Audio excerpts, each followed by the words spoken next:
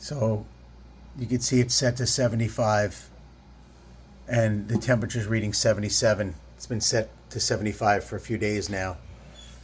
It hasn't reached 75 and it's just blowing away. I'm going to show you what I mean by that.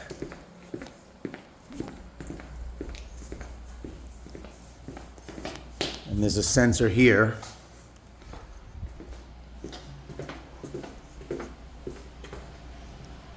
I don't think there's a sensor in here, but you can hear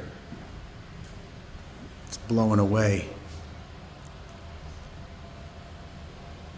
How do we fix this? This has been the problem. It's been blowing for a few weeks now. Please help. Thank you.